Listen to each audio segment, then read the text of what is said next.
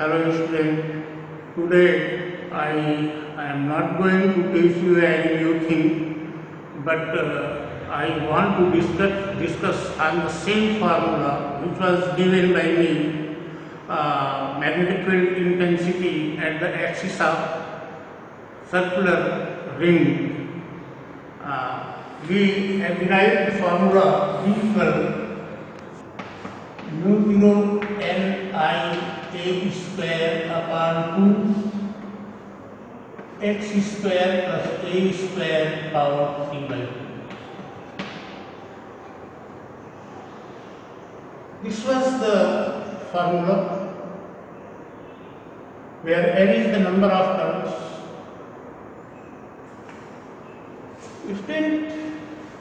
Yesterday there was a question, when we change the axis, जब हम इस axis को चेंज कर रहे हैं, वैसे तो remember it, axis always passes through the center, and here we assume that the axis is a line which is perpendicular to the surface of coil and passing through the center. जो axis है वो line है जो centre से होकर जा रही है और स्क्वायर में नॉर्मल है, परपेंडिकुलर है। अब यहाँ ये कह रहा है कि अगर इस एक्सिस को चेंज कर दिया जाए, कल एक कमेंट आया था आशुतोष यादव जी के द्वारा कि अगर इसकी एक्सिस को चेंज कर दिया जाए तब देखो, अगर ये एक्स वाई देखो वाई जेड प्लेन में रखी हुई है, अगर एक्स वाई प्लेन में होगी क्वायर तो ये इसके लिए एक्सिस होगा ओजेड, और ओजेड की डायरेक्शन में मैग्नेटिक फील्ड मिलेगी। अगर जेड एक्स प्लेन में होगा तो वाई डायरेक्शन में मैग्नेटिक फील्ड मिलेगी। तो ये एक चीज हुई, this was simple to understand. दूसरी बात कि अगर हम यही रखते हैं, यहां से ये लाइन खींचते हैं और इसको हम कहते हैं कि this is axis, but this line is not axis of this square. Suppose this is axis and we have to find out magnetic field intensity at this point. देखो यहां इस फिगर से समझो, ये एक्सिस न होकर के ये एक्सिस आपकी ऐसे हो गई, यहां आप मैग्नेटिक फील्ड लाइंस को आप देखो, ये ऐसे जाती है और ये ऐसे आती है। इसका मतलब मैग्नेटिक फील्ड लाइंस ऐसे आती जा रही है। What does it mean? इसका मतलब क्या होगा कि बी cos थीटा जो होगा ये जीरो नहीं होगा, summation of B cos theta. यहां तो summation of B cos theta हम लोगों ने कहा कि जीरो होगा, B cos theta is cancelled for whole of the circular ring. लेकिन यहां क्या होगा, बी cos थीटा कैंसिल नहीं होगा, तो एक कंपोनेंट परपेंडिकुलर डायरेक्शन में होगा और एक कंपोनेंट हॉरिजॉन्टल डायरेक्शन में बी sin थीटा होगा। परिणाम क्या होगा, रिजल्ट क्या होगा, is very bend towards B cos theta. तो ये देखो, ये मैग्नेटिक फील्ड आपकी ऐसे मिलेगी, यहां अगर लेंगे तो ये ऐसे हो। एक चीज आपकी समझ में आ गई होगी कि अगर हम इस एक्सिस के अलावा कोई पॉइंट लेते हैं तो वहां summation of B cos theta zero नहीं हो पाएगा। Summation of B cos theta zero न होने के कारण यहां जो फील्ड होगी, रिजल्टेंट फील्ड जो होगी वो इस तरह से डाइवर्ट होगी बी cos थीटा की तरफ, अपवर्ड डायरेक्शन। मतलब यहां ये लाइनिंग बनेगी वो सीधी नहीं होगी। अब कुछ और चीजों को हम लोग देखें, जैसे यहां इसके कारण हम लोग मैग्नेटिक फील्ड खींचते हैं, मैग्नेटिक फील्ड इंटेंसिटी के लिए कर्व खींचते हैं, variation of magnetic field intensity with distance plus x, here minus x.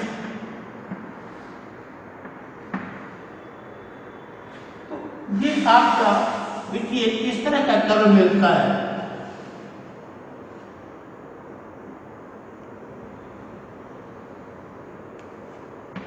सुदूर एक्स एक्सिस पे जाकर के 0 हो जाएगा, means when X equal infinite then B equal 0। -x plus x दोनों की तरफ आप यहां देखो, ऐसा नहीं है कि इधर अगर b की डायरेक्शन ये है तो इस साइड में b की डायरेक्शन ये होगी, no. Remember direction of magnetic field intensity will always directed in one direction. इसका मतलब क्या हुआ? इसका मतलब ये हुआ कि इसका एक तल जो होगा वो साउथ पोल होगा और दूसरा तल जो होगा वो नॉर्थ पोल होगा। तो ये आपकी एक चीज मिलती है आपको कि ये जो कॉइल है जो मैग्नेटिक फील्ड क्रिएट कर रही है, इसका एक सिरा साउथ पोल, एक सिरा north pole. Right hand thumb rule 2, अगर आपकी उंगलियों के इस curve of your palm of right hand represent the direction of flow of current, then thumb represent the direction of magnetic field. Right hand thumb rule 2 या clock face rule आप use कर सकते हो। क्लॉक फेस रूल, एक तरफ south pole हो जाएगा, इधर से क्लॉकवाइज डायरेक्शन में करंट फ्लो करती है नजर आएगी, और दूसरी तरफ नॉर्थ पोल हो जाएगा, जिधर से एंटी क्लॉकवाइज डायरेक्शन में करंट फ्लो करती हुई दिखाई देगी। अब यहां हम लोग देखें कि क्या सर्कुलर क्वायर में भी ऐसा ही है। तो आप देखें स्ट्रेंथ, हम लोगों ने कल इसको निकाला था, यहां हम लोग लिख सकते हैं v equal μ0/4π into n I 2πa² upon x² plus a² power 3/2। ये हो सकता है 2a² पाई, बिकॉज 2 पाई का नीचे क्रम में मल्टीप्लीकेशन है। तो पाई r square is the radius of area of circle. Area equal pi r square means pi a²। या हम लोग लिख सकते हैं μ0/4π 2NIA upon x² plus a² power 3/2। NIA B equal, देखो NIA is another physical quantity which is known as magnetic dipole moment। इसको magnetic dipole moment बोलते हैं।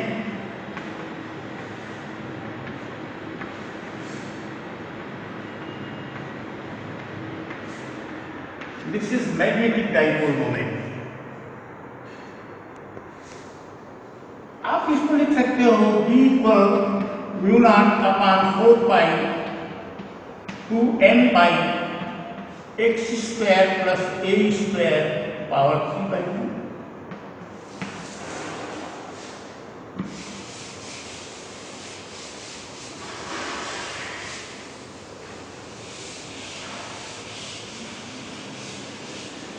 If radius of coil, if a is less than x, then b equal μ0/4π 2m by x² power 3/2, a² power 4।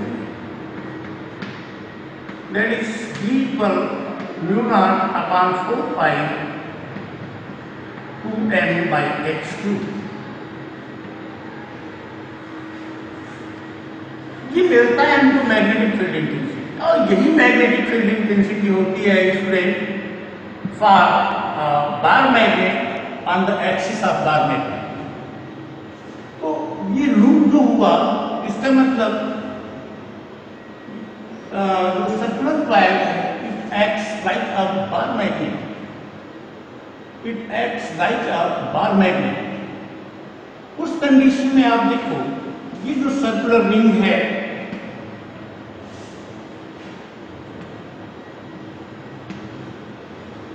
अगर ये centre से theta angle बनाते हुए कोई चीज हम ले लें, कोई डिस्टेंस ले लें और यहां पे हमको मैग्नेटिक फील्ड निकालनी हो,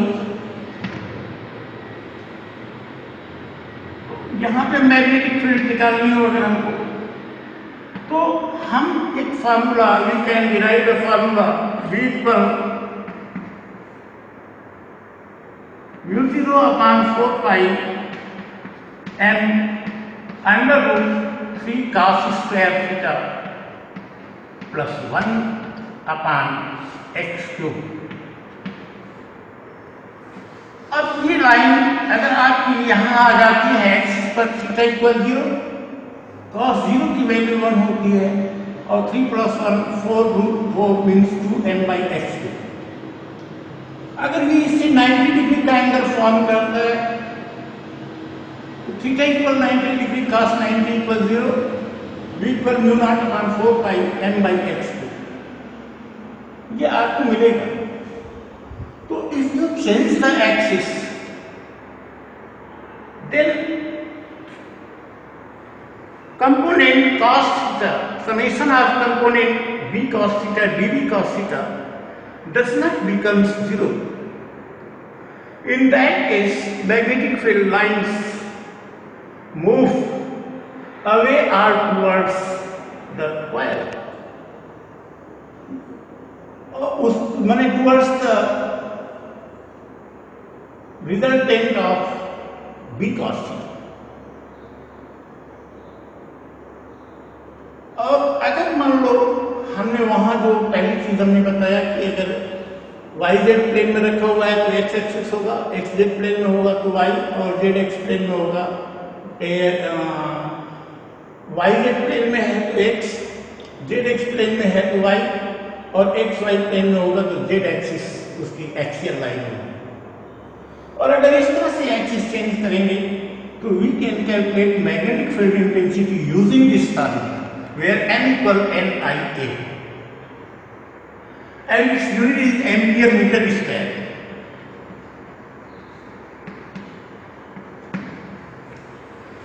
I think you will get your answer from this video.